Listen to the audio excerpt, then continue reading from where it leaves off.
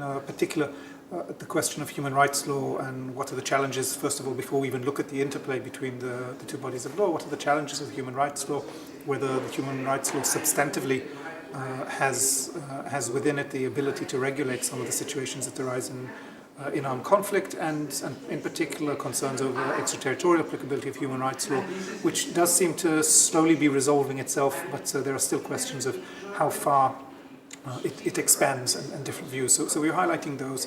We looked at the questions of the legal principles that apply and how one would solve questions, and perhaps potentially, and as we said, in a minority of situations, contradictions between the two bodies of law, and what would be the legal principles used to try and resolve this.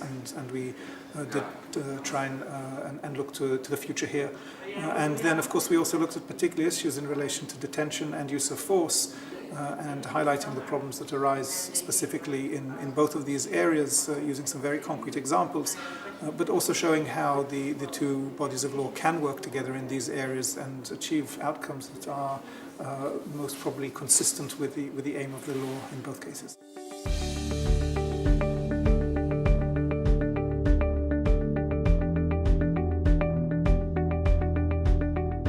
The first question here is, why is there actually a problem with human rights law in the first place? Okay, so we're not looking here, I'm not asking you here about how does the interaction work between human rights law and IHL, about legal principles between them, but just think about human rights law for a minute. What's the problem with simply saying, you know what, yeah, fine, it's an armed conflict, but we can use human rights law to sort out everything that's happening during this conflict? What are the challenges and difficulties to using human rights law, putting IHL aside? Open floor. Can't be the first time you've thought of this. Please. I'm actually one of those scholars who believe that international human rights law should extend.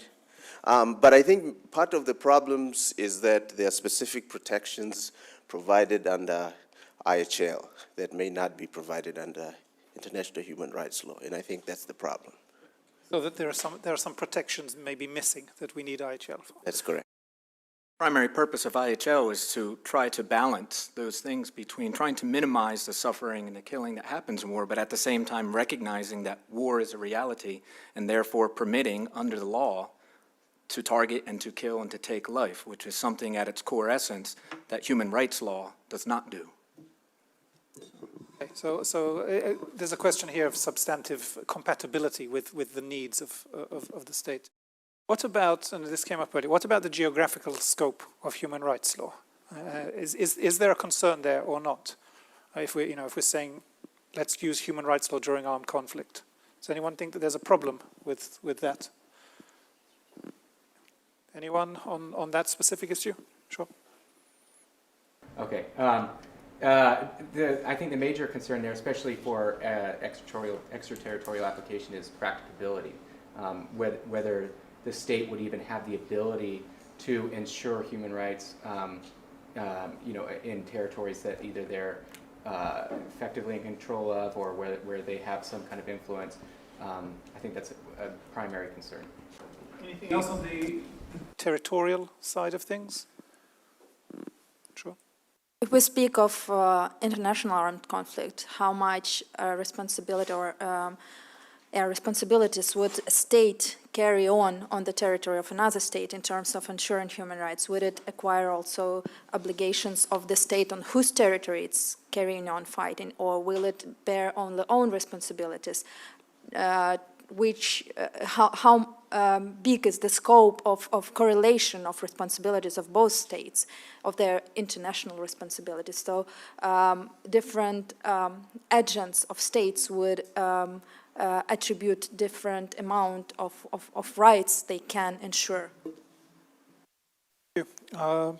So why don't I come back now to Alex to summarize some of these issues before we move on to additional questions. Sure, yes. Some very salient issues have already been touched upon.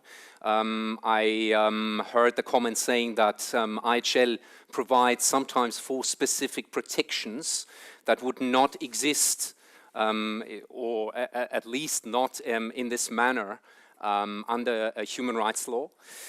For instance, yes, take the case, out of my own files, particularly, who is, for instance, entitled to be specifically protected as medical personnel, under IHL. That would be a specific protection that exists under IHL, where you would not necessarily find the same sort of functional protection under human rights. The same goes, for instance, for, take the example of international armed conflicts, where there are obviously certain categories of persons particularly recognized. You have the fundamental distinction between who is a combatant, who is a civilian. So these kinds of questions are definitely, on the face of it, alien to a human rights framework. In terms of right to life, here I would defer to our subsequent discussion, because we're going to really delve into a bit more into the interplay between notably conduct of hostilities versus law enforcement. Indeed, these are, on the face of it, fundamentally different paradigms, especially when you go into an operation, with which mindset you go into that operation.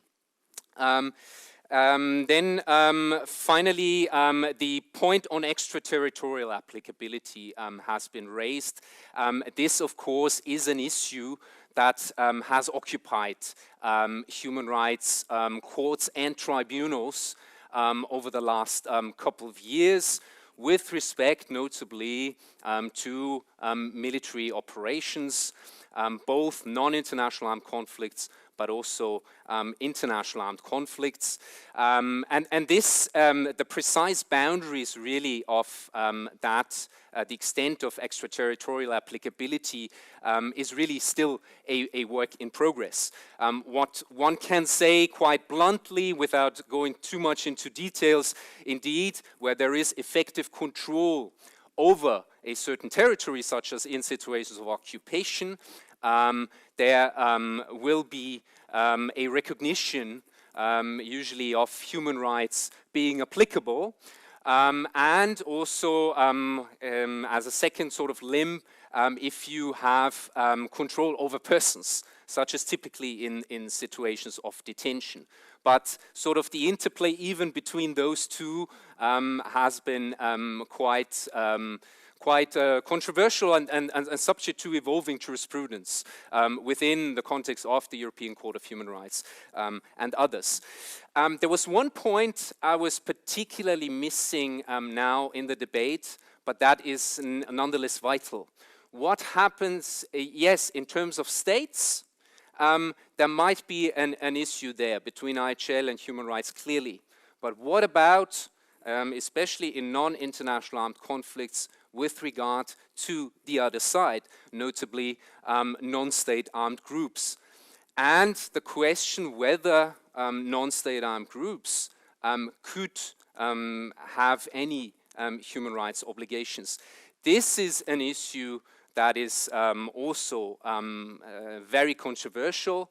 There is a tendency to recognize de facto responsibilities of certain non-state armed groups, but those circumstances might be limited. There is a tendency to recognize where they have stable control over territory and also possess some semblance of institutions that would make them de facto resemble a government. And this speaks also to the issue of being capable of potentially being able to take on the responsibilities that would arise under human rights, which are sometimes elaborate responsibilities. So we're not only talking about, of course, negative obligations of respect, but also especially the positive obligations. For instance, to provide judicial processes, etc. So that requires a lot of machinery to be able to respond to those demands. So that's a specific problem I also wanted to point the attention towards. Add anything on this? No? Okay. Just before we move to the next question, just then to, I just want to highlight one of the issues and just to leave you with a bit more food for thought on the extraterritorial applicability side of things, in that the challenge, of course, is how do we even reach the situation where we say human rights applies extraterritorially? Are the individuals, the victims, within the jurisdiction of the state? There are notions of bringing someone within the jurisdiction by the actions that you've taken. And as Alexander pointed out, occupying territory seems to be fairly clear because you have responsibility over the whole area. And the other sometimes is when we talk about control over persons, and often the example that's used is detention. And again, here you have more and more agreement. Detention, fine, we can use human rights law. You're running a detention facility outside your territory. Why shouldn't you have human rights obligations? But just to kind of leave you with a thought here, the challenge is how far do we stretch this? Okay, so the logic easily applies with occupied territory. I think the logic for using human rights law in a detention facility, again, remember that these things can all happen outside of an armed conflict. We haven't got to the interplay between human rights and IHL. You can have situations where states operate, including detaining individuals in another state, not in the context of an armed conflict. Okay? So we're just talking about the question of human rights applying extraterritorially. Now, what if that is not a big, huge detention facility, but people being held, detained in secret? You know, there are cases that came before the Human Rights Committee in the context of South American and trade union issues, all right? So someone abducted and held in a secret apartment, and this is all done extraterritorially. So here, shouldn't we also be saying, if you've got someone, you've detained them, should a human rights law apply? And why shouldn't it, just because you're doing it across the border? So you accept that. Then what if it's not holding someone for a long time in a detention facility, but state agents are holding someone for 1 hour? But state agents have crossed the border into somewhere else, and they're holding on to someone physically, and the person's in their power. Should human rights law not apply? What's the difference between the earlier example? Now they're not holding the person for an hour, but they just grab the person for 1 second, but they put a bullet through that person's head. Okay. Did the right to life not apply?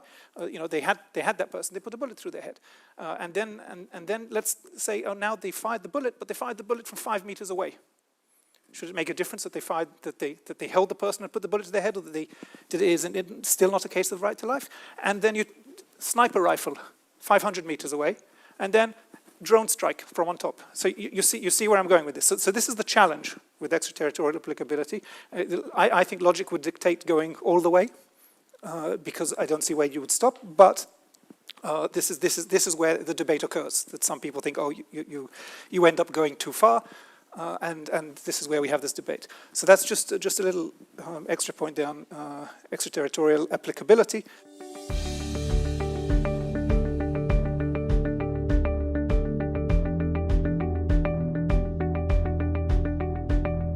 In most cases, humanitarian law and human rights lead exactly to the same result. When it comes to torture, when it comes to rape, when it comes to deliberate killing of people in the power of the enemy, absolutely no difference.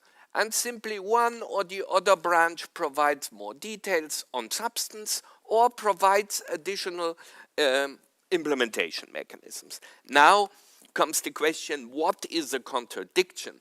And personally, I think that's an important issue. Is there only a contradiction if IHL prescribes something and human rights prohibits it? That was the approach in the Al-Jeddah case, where they said there is no contradiction because IHL allows internment and human rights prohibits internment in this context. If this was true, I know only one single contradiction between IHL and human rights law, but perhaps you have some other ideas. There's only one example. The law of occupation prescribes military courts in occupied territories, and human rights law, at least as interpreted in Europe and the Americas is only south of the Rio Grande because Canada and the US are not a party to the American Convention. It is prohibited to bring civilians before a military court. But that's the only example I know. But if we are realistic, we have to admit that even if IHL permits something and human rights law prohibits this, there is a contradiction. I mean, under IHL it is lawful to kill enemy combatants. under human rights law, you would have to try first to arrest them. And there, I think, we have to solve the tension. All this is also related to an important issue whether IHL authorizes at all anything, and this is the lotus debate we are between international lawyers, so I don't give more details, which in my view remains a very theoretical debate until we have human rights law, because human rights law requires a legal basis for detaining people, for killing people, and here a lot of people and states try to argue that my legal basis for killing this person or for detaining this person is IHL. And then there can be a contradiction. Lex specialis. Well, the problem is, I think the term, is because he doesn't like and I like it, but for the rest, we mostly agree. So it's a pure terminological thing. And why doesn't he like it? Because it's often abused of and misunderstood. And I say self-defense is also abused of, and a lot of rules of international law are abused of, but it's not a reason to abandon them. But okay. So some people say lex specialis means only IHL applies in armed conflicts. And this is wrong. I think it's also wrong to say whenever IHL has a rule, it's the rule of IHL which applies. And therefore I understand those who don't like lex specialis, because it looks as if human rights don't apply wherever there is a problem covered by both, because I mean freedom of press is not covered by IHL, and therefore most people would agree that it nevertheless applies even in armed conflict. I think the issue is not either which is the more protective rule. This is the rule in human rights law. If you have two rules, you choose the more protective one, but between IHL and human rights law, it would be meaningless, because in 98% it's the human rights. I hope in the ICSC will not fall down when I say human rights law is more protective than humanitarian law, but humanitarian law is more realistic in armed conflict than human rights law. So it is indeed, according to me, the more detailed rule, as you say, the rule which provides in respect of certain facts, because I would say it's not even a relation between two rules. It's a relation between two rules in respect of two facts. One or the other has a greater common, that's one of my students who created this term, a greater common surface, contact surface area between the facts and the rule. And therefore, and there, most people disagree with me. In my view, sometimes it's IHL, which is the lex specialis, and sometimes it's human rights law, the lex specialis. But there is, again, it's mainly a terminological issue, because those people would simply call it the lex generalis, which prevails sometimes. I would say the two can constitute, in a certain situation, the lex specialis. The alternative, and you mentioned the Vienna Convention, and at least one of my students is a total fan of that. The solution is the Vienna Convention, which, by the way, doesn't mention lex specialis. So the idea of systemic integration, to interpret one taking the other into account, often leads, in my view, to the same results. It also raises the question, what is interpretation? And here we will discuss about a case where the European Court on Human Rights simply changes a rule of human rights law in saying, I interpret this rule in light of IHL, and I think this is slightly abusive. Another question is, lex specialis is a relationship between two treaty rules, while often, especially in non-international armed conflict, we have customary law, and at least under traditional customary law, you don't determine lex specialis between two customary rules. You just try to determine which is the customary rule applicable to my problem. out of state practice and opinio juris applicable to that problem. And then comes lex specialis by analogy, because you know most of the problems are in non-international armed conflict, and we don't have rules on many issues in the treaties on non-international armed conflict, but states try to apply by analogy the rules of international armed conflict, and this goes for me a little too far to claim the lex specialis is something against hard human rights law, which we draw by analogy from another situation, which is international armed conflict, but this is very controversial. And finally, just 2 points. Lex specialis through jurisprudence, because often we say human rights law is much more detailed on many issues. But it's not true if you look at the treaties. It is only because there is much more jurisprudence of human rights bodies, but this does mean that the lex specialis shifts, and in my view this is not possible, all the time between every time a human rights court takes a decision, the lex specialis moves, and then comes the International Criminal Tribunal for the former Yugoslavia, which gives a more detailed interpretation of a rule of IHL, and then the lex specialis moves again. I'm skeptical about that, and some of you mentioned it. I think it's also a question of the enforcement mechanism. Perhaps it also depends very much which mechanisms uses it. But obviously, if I'm a state, if I'm a human rights court, theoretically, I don't favor that. They could simply apply human rights and say, we don't care about IHL. But if I'm a state, I'm bound by both. So I have somehow to integrate the two. The suggestion that jus cogens erga omnes and so on is helpful, is certainly with other rules of international law, but you know, in human rights and humanitarian law, where it comes hard to hard, probably both would claim they are erga omnes and to jus cogens, and therefore it's not very useful. And on the derogation issue, the problem is simply practical. In my view, in the ICC I can say that in a human rights body I would be expelled. States should more often derogate. But the problem is most of the time they don't derogate. And this creates the problem. Because if they derogate, it's exactly what you explained. But most of the time, most of the states concerned by armed conflicts do not derogate.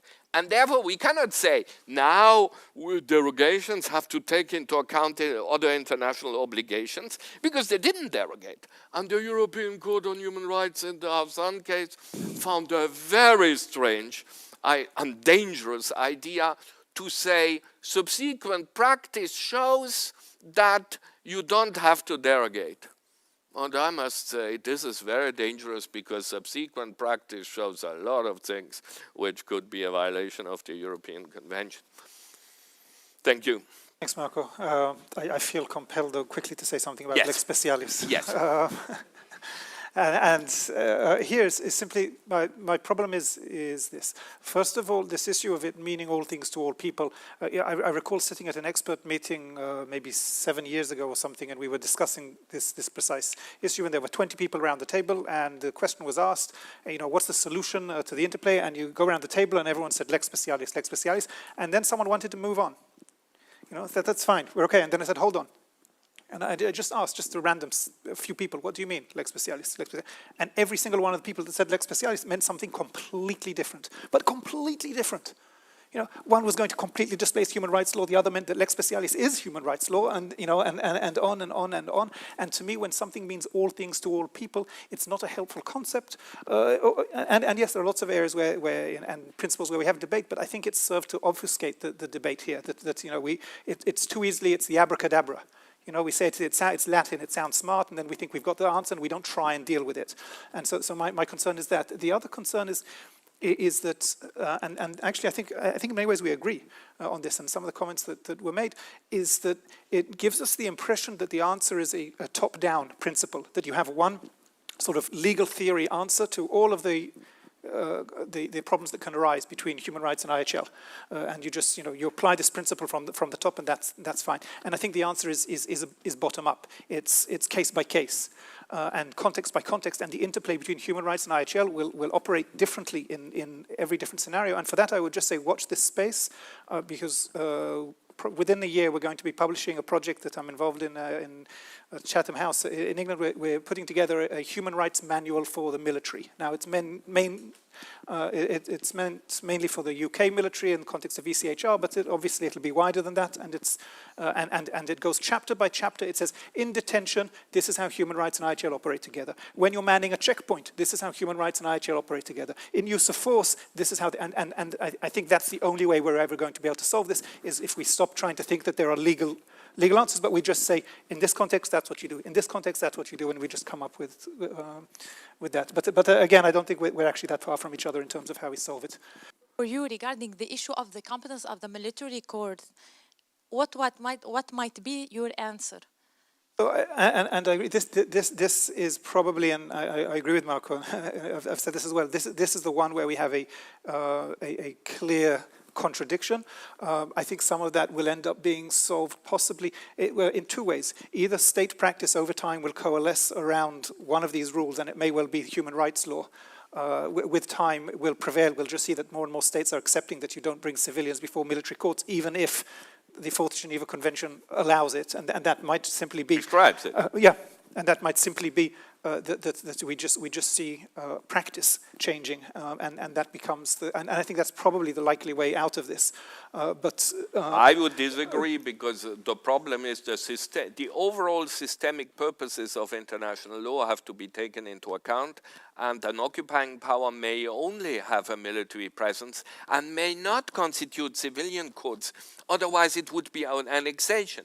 And therefore, I think here the IHL rule prevails because it represents an overall purpose, while an occupying power bringing people from the occupied territory before its civilian courts would either deport them, which is prohibited, or annex the occupied territory. So as soon as occupation no longer exists, I agree with you. But as long as this old-fashioned phenomenon exists, we have to deal with this specific. Yeah, well, the remainder of what I was going to say was that I think we may also see within practice very limited exceptions being formulated in practice, exceptions to human rights law, and that human rights bodies may accept that there will be very limited situations in which you do, and then the focus will be on the independence, and are these courts within a certain chain of command, and so on. So I think it'll be solved through state practice, which will, I think, generally fall towards human rights law with very limited exceptions in very specific contexts. But we don't know. Yeah, we can wait and see. It's not. All we're doing here is we're guessing how is this going to be solved in the future. So I mean, I'm not right. Marco's not right. You're not right. Nobody's right, because we're predicting the future.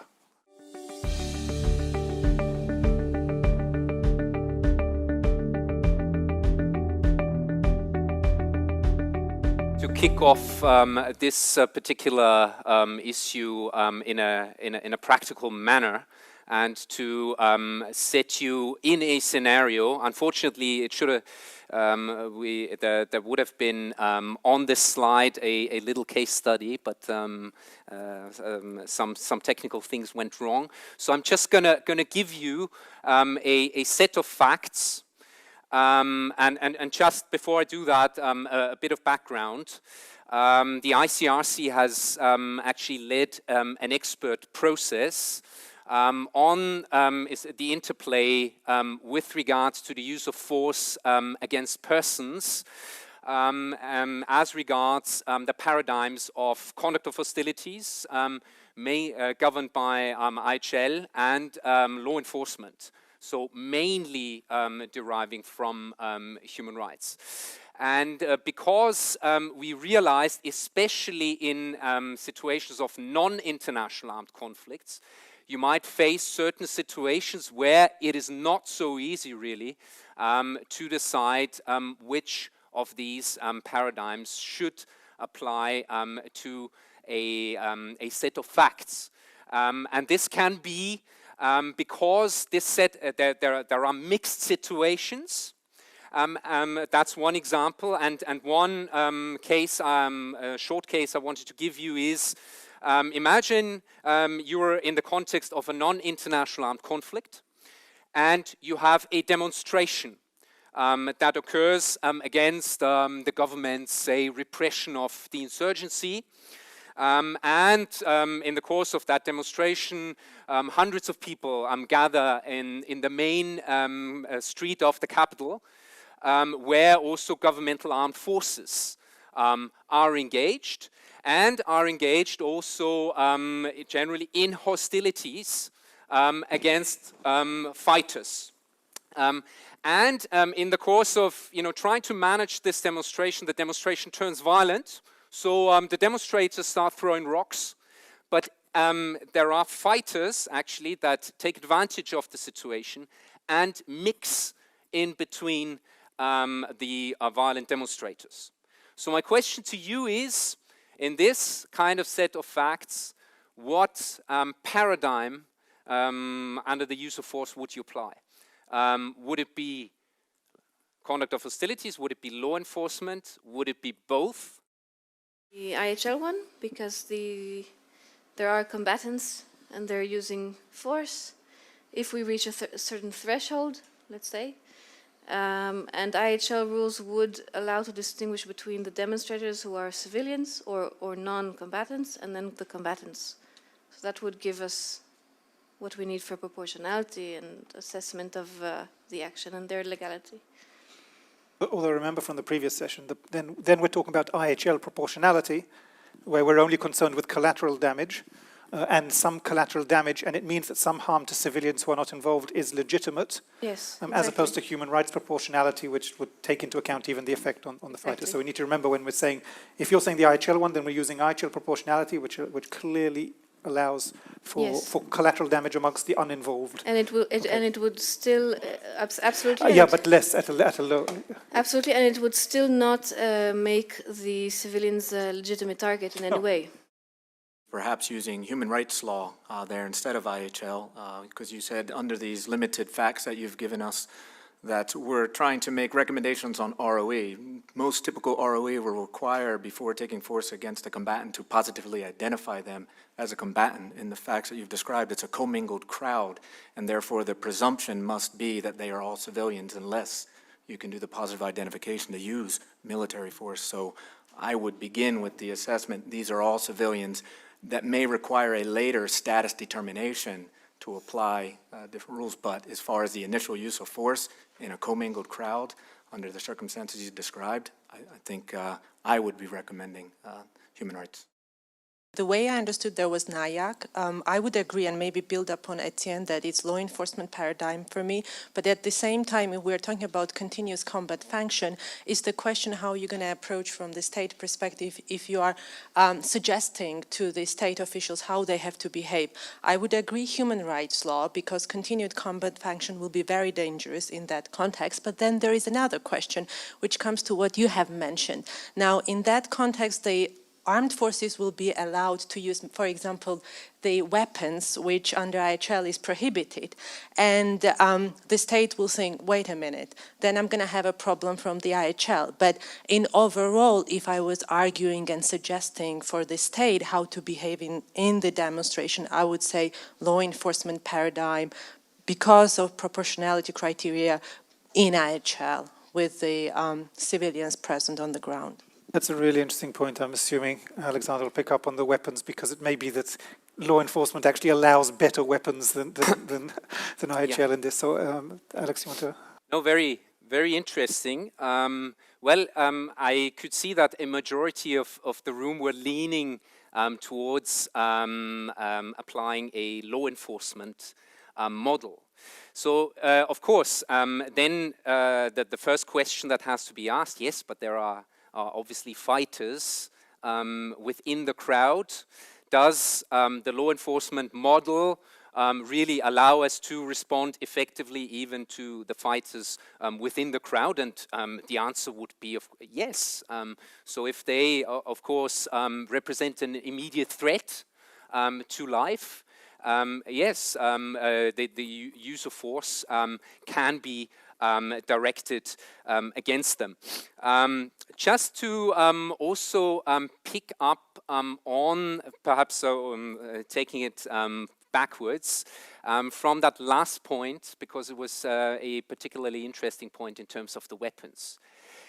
Here you see an example actually where IHL is even more protective in that sense than human rights law. Because obviously if you apply a law enforcement model to the entire situation, you would allow, though if it's armed forces that actually conduct the operation, you would allow them to use riot control agents, or also, hollow bullets, for example. Things that would be prohibited under IHL. So use of riot control agents under IHL as a method of warfare, as you know, is what is quite consensually regarded as prohibited. Because it would lead, of course, the potential of an escalation in response with even more powerful chemical weapons. So for that reason, there is this specific prohibition. In terms of applying the conduct of hostilities model, here, of course, yes, the fighters are lawful targets, but then you might face an issue here, especially if the crowd is numerous around them, in terms of proportionality and precautions. So effectively, if you don't have very precise sniper capabilities, the upshot would be that actually you'd have to refrain even from targeting the fighters in that situation. There was another very interesting point made in terms of leaning towards the human rights paradigm, because most rules of engagement would already require to positively identify if someone is a lawful target or not. In fact, one interesting result of this expert process was to recognize that in these difficult situations, especially under the IHL precautionary, even under the IHL precautionary obligation to positively verify that, you know, the person in front of you is a lawful target, that this would imply a kind of escalation of force procedure that would be very common under human rights law. And just also a remark on the rules of engagement. No matter what for legal reasons, what kind of mindset you would go into the operations, rules of engagement are usually not only informed by law, but also for policy reasons. And in many respects, these would be quite stringent. So in essence, then even if legally you would adhere to a more permissible standard for policy reasons, you might resort even to stricter standards as laid down in the rules of engagement. What surprised me though was that no one actually suggested to apply those two in parallel, meaning against the fighters' conduct of hostilities versus against the demonstrators, the rest of the crowd, human rights.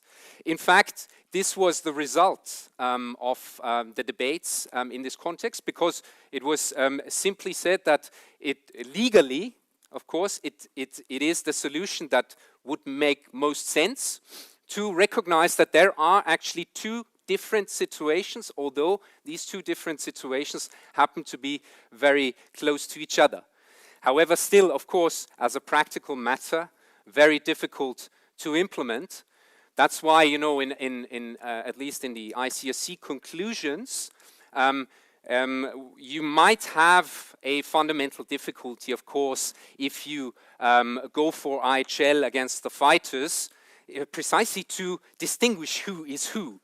Is it a fighter having a continuous combat function? Is a civilian directly participating in hostilities? Is it merely a civilian throwing rocks, participating in a demonstration, but that otherwise, but for that spontaneous manifestation of their anger, does have nothing to do with the collective resort to hostilities that would give you the kind of belligerent nexus to regard that person as directly participating in hostilities. So that's very difficult, and in cases where it is difficult, there is the possibility to effectively to fall back on the law enforcement paradigm. So I think I'll stop it there. I just want to clarify quickly something on proportionality that was said, just so I don't leave you with a misconception, and then I'll turn to Marco. The proportionality, and I was saying earlier that proportionality is different between the two. Under human rights law as well, proportionality, you could still end up with harm to others and still say that it's proportionate. The reason that the human rights law proportionality test is more stringent is because it requires you to take into account the harm to the person that you're targeting. Whereas the IHL proportionality, as we'd said earlier, the person that you're targeting, if they don't have civilian protection, you don't even need to count them into proportionality. You only need to count the harm to the others. And in the human rights law, you'd need to count the harm to the person you're targeting and the harm to the others. And then still, depending, you could reach all sorts of solutions. But that's also linked to the question of weapons. And I think it's interesting whether indeed to say that certain weapons are banned is more protective. Is that necessarily the case? Because, for example, looking specifically at this issue of proportionality, if under IHL you're not allowed to use hollow point bullets, dum-dum bullets, right, and the only weapons that you have are regular bullets, then you will more likely be harming not just the person you're targeting, but the bullet will go through them and possibly kill or injure another 3-4 people. If you're using dum-dum bullets, you can target the one person, it hits them, and that's what dum-dum bullets, hollow point bullets do. They go in and they don't come out the other side. It causes horrible damage inside, but it's safer for the other people around. So in theory, you could argue that allowing certain weapons is more protective, and it's interesting because you have this in human rights law, and there have been some cases, such as the Gulic case in the European Court of Human Rights, where one of the things they're saying to the state, you go out to deal with demonstrations like this, you need to have the right kind of equipment, the right kind of riot control to minimize harm. And if you go out without it, then you're violating human rights. So you could even argue under human rights law, you're required to use certain methods that you might not want to be using under IHL, which is complicated.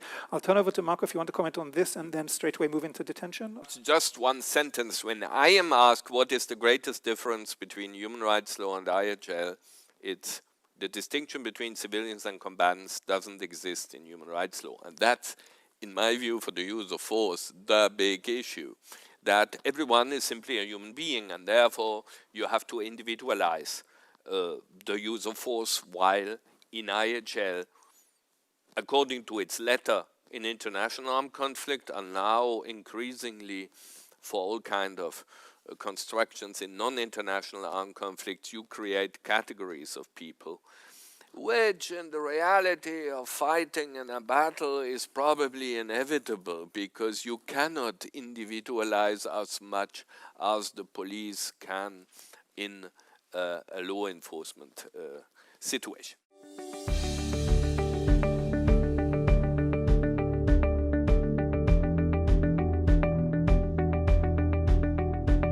I come now to deprivation of liberty, and there I would also try to give you just two scenarios which come from two cases, both on the European Convention but do not happen in Europe. That's an interesting thing. First, in an international armed conflict, and I think it's important in which situations this happens. In international armed conflict, in occupation of Iraq, the United Kingdom arrested Mr. Hassan for 10 days. He was not brought before a judge, and he was believed to be an insurgent, but finally, after 10 days, he was released. And the European Court on Human Rights, under its normal practice, 10 days, you cannot detain someone 10 days without a legal basis and a judicial procedure, even if it is for imperative security reasons and so on. But the court said we have to accommodate. This is what the systemic integration interpretation people like. We have to accommodate, as far as possible, the interpretation of human rights law to the applicable humanitarian law. And as under humanitarian law, internment for imperative security reasons is admissible, and as the administrative checking of the legality of the detention was given, the court considered that it was lawful. I think the result is correct, but to claim that this is an interpretation would be totally correct under the UN Covenant and under the Inter-American Convention. Under the European Convention, it's not possible because there is a closed list of admissible reasons of detention, and you cannot say, I interpret this article by putting a new reason in.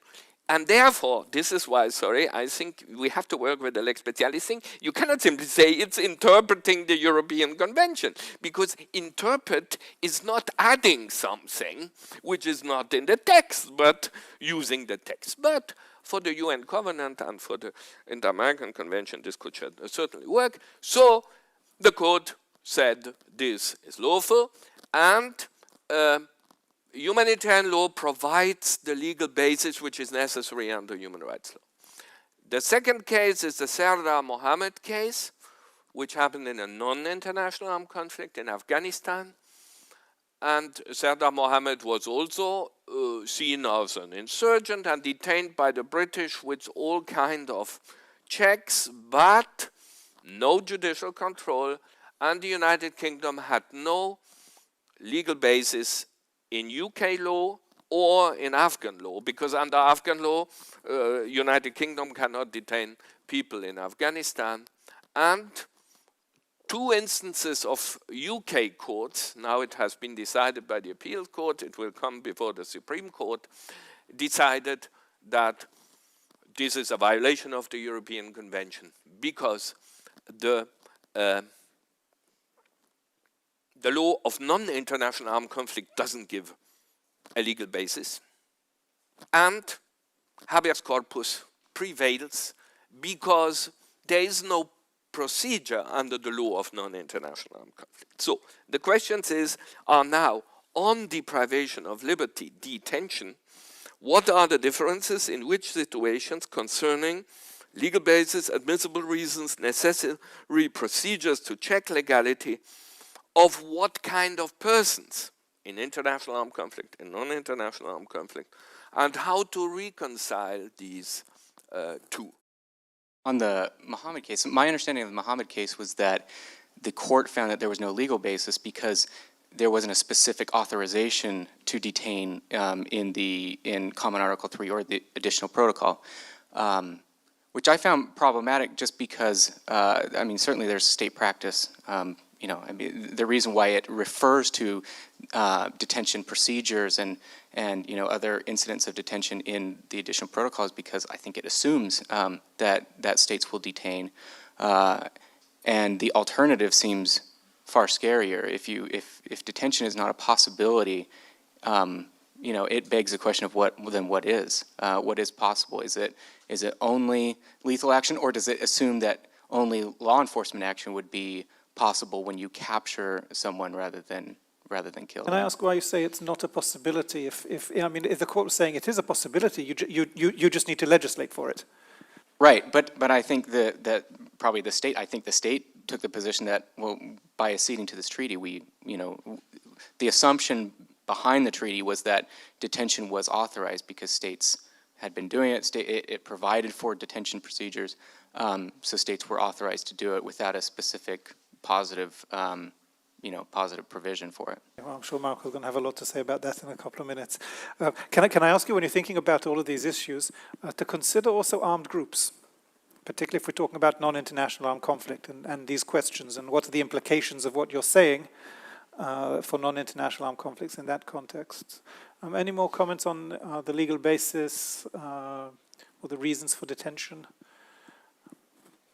And a limit, I guess, to the ECHR, because these two, logically, Mohammed will end up in ECHR, and I think from the procedural perspective, how the court will look in interpreting under Article 5, and I think it will have a different conclusion than Hassan case, because basically we are using habeas corpus as a human rights procedure to actually interpret IHL. It's fascinating, as Professor Sassoli would like to say, but at the end of the day, I think due very specifically that the legal basis is not present in NIAC in Common Article 3 and Additional Protocol 2, we will find hypothetically, I think the court will find a violation. And that's very interesting from the perspective that this will be a judgment from a court looking at detention and legal basis in IAC and NIAC, and we will have two cases. But I think what's also to pick in mind is that we are using actually the human rights procedure to look at it. Yes, and it's worth pointing out that in the Hassan case, they kind of signaled already that this is what's going to happen when they made the comment about derogation and said, in an international armed conflict. And so they seem to be saying that they would do something different in a non-international armed conflict. I mean, we'll wait and see, but it looks like they left it open to reach, as you say, potentially a different decision, a different approach in NIAC. Gus, you? Yeah, I mean, I just want to sort of cover ground that you've actually mentioned already to this point, but the issue at the end of the day really is not, because I think some people read into it that there must be an authorization, but if it doesn't regulate or provide for authorization for detention during NIAC, the fact remains that that authorization can come from elsewhere, and that's the factual question. So if there is municipal legislation, for example, that provides for that detention, then there is a legal basis for detention. But the point is that IHL in itself, certainly from a NIAC perspective, does not provide that legal authorization. And I think it's a very subtle thing, but people miss it, I think, in the debate. And I do think in Hassan, I mean, the language the court employed was very problematic in that dynamic between IHL and IHRL in that context. So. Thanks. Marco? Just on the customary law argument, it would be a good argument, and probably the European Court on Human Rights would accept customary law as a basis, but there is not sufficient practice and opinio juris. Most states confronted to non-international armed conflict have domestic legislation. Sri Lanka, Pakistan, and so on. They have domestic legislation allowing detention. And second, you could say yes, but in extraterritorial non-international armed conflict, there is state practice. Most states in Afghanistan did not detain more than 96 hours. And therefore, most states apparently thought that as they don't have a legal basis, they cannot detain people. And those who detained, again, I fully agree, they could create a legal basis either through domestic law or international law. They could have a treaty with Afghanistan which allows them to detain. No problem. I think that in international armed conflict for prisoners of war, all the 3 points are clear in IHL and therefore satisfy the human rights requirements. For civilians who are prosecuted anyway, the rules on IHL and humanitarian law are the same. For internment, you can have a doubt whether Article 78 of Convention number 4 is actually a legal basis to intern, or whether you have an occupying power has in addition to legislate. And imperative security reasons are the admissible reasons, and there must be an administrative procedure and an administrative appeal, which doesn't satisfy the law, human rights law, but the Inter-American Commission in the court case has accepted this. I think the real test is in non-international armed conflict, and there, the simple fact that internment, wounding, destruction of nature is mentioned in a treaty does not authorize to do this. Sorry, I don't understand this argument to say internment is mentioned and therefore it's authorized, because you need an authorization. It's simply regulated, which doesn't mean authorized. And simply, I don't think a human rights body will ever accept that a hard law rule of human rights like habeas corpus will be derogated from or accommodated to or be displaced by a lex specialis which is not hard law, but which is either drawn by analogy. I'm sorry, I mean, imagine a Geneva policeman arrests you and you ask, what is your basis? And he says, you know, I arrest you by analogy with another legislation. I don't think you accept that, and I don't think any human rights judge will accept it, while it would be good if we had specific rules on that, but states don't want them, because the ICSE suggests rules on detention, and the ICSE suggested to have a treaty on this, if I understand correctly, and states absolutely don't want it. Okay, if you don't want it, what you get is human rights law. Sorry for that. You could have it, because that would be accepted if there was a specific treaty which was giving these guarantees. Just perhaps two sentences on ICRC, since that has been touched upon. Effectively, we are among those that actually consider, especially in a non-international armed conflict, that indeed there is an implied power to conduct internment. But in essence, we also say, and this is very important to package always, that IHL, as it stands, it does not, the issue does not stop there. So you need then to have grounds and procedures, and precisely that is lacking. I think nobody doubts that. So in essence, this is the reason why we are currently leading a process on strengthening legal protection for persons deprived, for victims of armed conflicts, and one of the components of this process is especially on detention in non-international armed conflicts, and this is one of the areas that is being addressed. Indeed, we would have considered it desirable if there had been an appetite at this stage for a new treaty.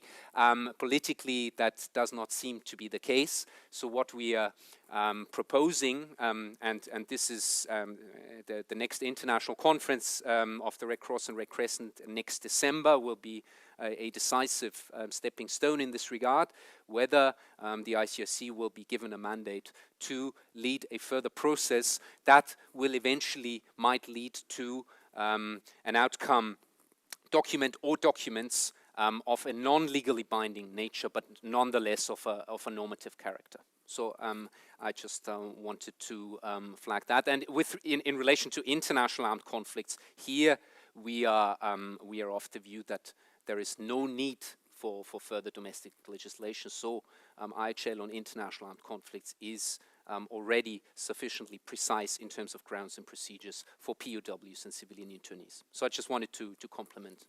Also, Article 78 explicitly said that the occupying power must legislate for the procedures. But okay. And of course, what we didn't touch was armed groups, and you can take that away with you to think about in terms of how would this solve the issue with regard to the grounds for detention and basis for detention by armed groups.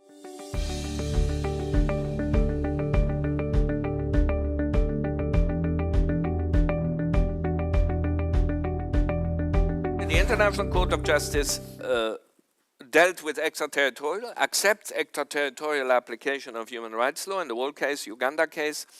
It speaks about lex specialis in the nuclear weapons and the Wall case, but it does not really apply lex specialis. It has a cumulative approach. It cumulates the two, but it has not yet led to absurd results. The European Court of Human Rights has had a lot of problems with the extraterritorial application. It moved from Bankovic, no extraterritorial application, to today, territorial control and personal control.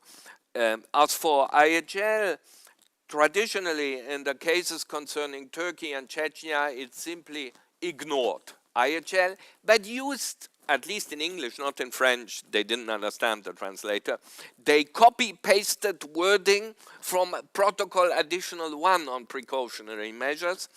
But now, with Hassan, I think we have a tendency where they actually take into account and accommodate. Now we have future cases, Georgia versus Russia, Ukraine versus Russia, where the European Court will have to deal a lot with IHL. I think the toughest point on the right to life remains the absolute obligation of inquiry they see, which does not exist in IHL and is very difficult in hostilities to imagine. The inter-American system is very open, extraterritorial, much larger. It applies human rights in non-international armed conflicts.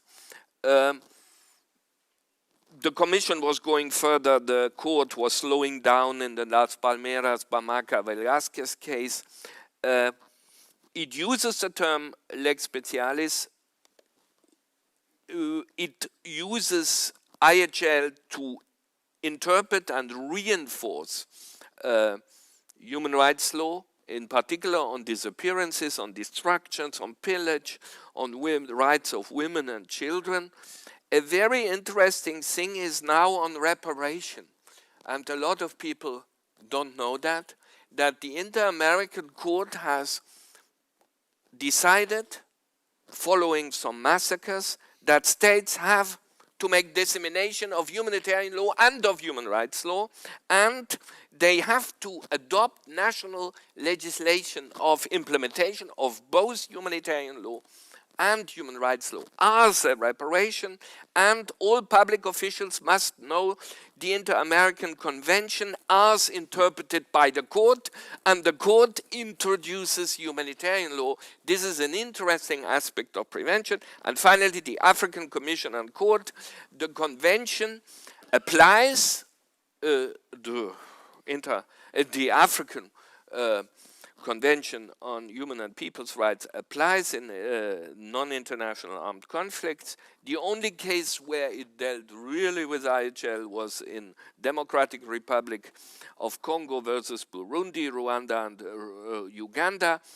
There it said that the Commission is entitled to take IHL into account, that the Geneva Conventions and additional protocols are general principles of law recognized by African states. It referred very liberally, and not always totally accurately in my view, but to IHL, but only always in link with a provision of the African Charter. And in its reports and examining reports, it does interestingly not mention, even where there's an armed conflict, international humanitarian law. Please. With that, very quickly on UN Human Rights Committee working group on arbitrary detention that recently published documents that are relevant to the issues that we are discussing. UN Human Rights Committee General Comment number 35 on Article 9 of the ICCPR, liberty and security of the person. And there, it's interesting to note that it recognized that security detention, namely internment, that is authorized and regulated by and complying with IHL, in principle is not arbitrary. So, in essence, this goes for IHL internment provisions in international armed conflict, because only there you have both authorization, regulation, etc. So, in essence, it leaves out non-international armed conflicts, and then it also deals with the issues of limits of derogation. Here again, in terms of international armed conflicts, it says that the substantive and procedural rules of IHL remain applicable and limit the ability to derogate, so such that this is sort of the minimum kind of standard that you would still have to comply even when derogating. Here again, a distinction to non-international armed conflicts. With regard to the working group on arbitrary detention, here there are certain principles that are specified even for international armed conflicts. such as appeal or periodic review of decisions to intern, applying in an IAC, that these must comply with principles including habeas corpus. So it is not entirely clear if they had in mind really to draft, additional recommendations, because on the face of it, of course, there is a challenge already with some of the rules that are contained in the third and the fourth Geneva Conventions.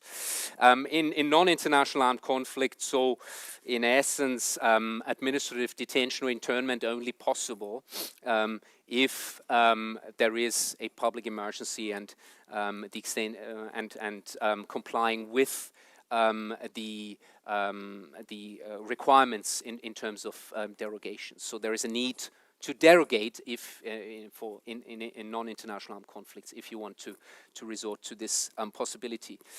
I just quickly wanted to also say a few words on two special rapporteurs that recently have conducted some work interesting for some of the issues, namely the special rapporteur on the right to life, so summary and arbitrary executions, Chris Haynes, who took a specific interest both on the use of force in general, obviously, including for law enforcement, but also in the context of lethal autonomous weapons and armed drones. In this context, I mean, there was quite a realistic recognition by Haynes that although human rights continues to apply, he recognized that conditions under human rights might be relaxed in the light of IHL also applying. So that was quite interesting to note. And also with regard, because it has been touched upon, issues in relation to investigations after the fact. This is one point I forgot perhaps to mention, that this is still an issue where it really matters if you have for instance, a law enforcement operation or an operation under the paradigm of conduct of hostilities, because simply the thresholds, especially when an obligation to investigate is triggered, as well as in which circumstances are simply different under human rights and IHL, so human rights much more stringent, of course. And here he also recognized that in armed conflict situations, the stringent requirements under human rights might be considered to be attenuated. That in distinction to the Special Rapporteur on counter-terrorism, where the Special Rapporteur in terms of investigations applied quite a strict standard. That there is an obligation to investigate under both bodies of law every time there are unintended or unanticipated civilian casualties. So that would then trigger an obligations to investigate. And of two components, so first conduct fact-finding, and then if there's a reasonable suspicion of violations, then criminal investigations.